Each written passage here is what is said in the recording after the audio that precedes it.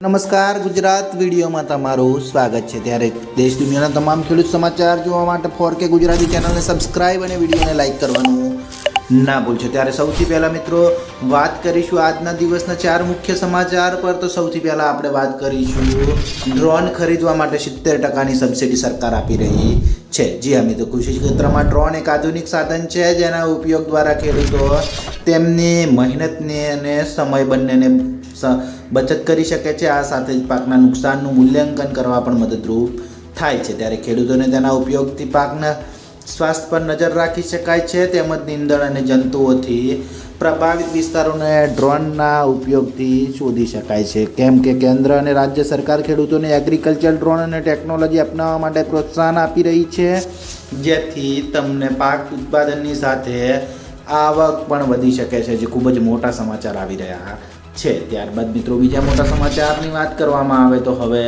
શું પેટ્રોલ અને ડીઝલ સસ્તું થશે?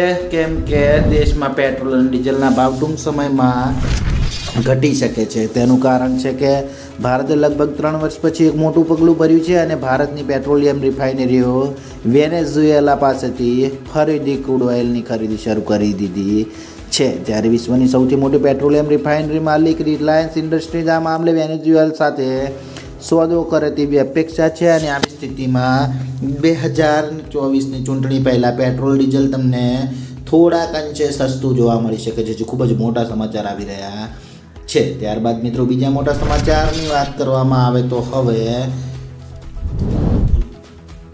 દેવા માફીને લઈને મોટા સમાચાર આવ્યા છે। ત્યાર પછી જે સમાચારની વાત કરીશું આપણે, તમામ ખેડૂતો માટે આ સમાચાર ખૂબ જ અગત્યના છે, કેમ કે દેવા માફીને લઈને મોટા સમાચાર આવ્યા છે। કેમ કે મોદી સરકારે 2004ના વર્ષમાં જ્યારે સત્તા પર લઈને આવ્યા હતા ત્યારે એમણે કીધું હતું કે 2022 સુધી ખેડૂતોની આવક બમણી કરી દઈશ તેવું મોદી સરકારે કહ્યું હતું, પરંતુ મોદી સરકારે આ વચન આપ્યું હતું અને કહેવાય છે કે મોદી સરકાર વચન તો ખૂબ જ અનેરું હોય છે, કેમ કે મોદી સરકાર વચન આપે એ વચન ક્યારેય ખોટું જતું નથી, પરંતુ આ વચનનું હજી લક્ષ્યાંક પૂરું નથી થયું, કેમ કે 2022માં ખેડૂતોની આવક બમણી કરી દેવાનું જે વચન આપ્યું હતું ત્યારે મિત્રો 2023 હવે પૂરી થઈ ગઈ છે, પરંતુ આ લક્ષ્યાંક હજુ સુધી પૂરું નથી થયું। તો આ સમયમાં ખેડૂતોની આવક બમણી થઈ નહીં એ તો પછી વિચારવાનું છે, પરંતુ હાલમાં ખેડૂતો દેવાદાર થઈ ગયા છે અને આત્મહત્યાઓ કરવા મજબૂર થઈ ગયા છે। તો મિત્રો હાલમાં જ આવનાર 2024ની ચૂંટણીમાં ફરી એકવાર દેવા માફીનો મુદ્દો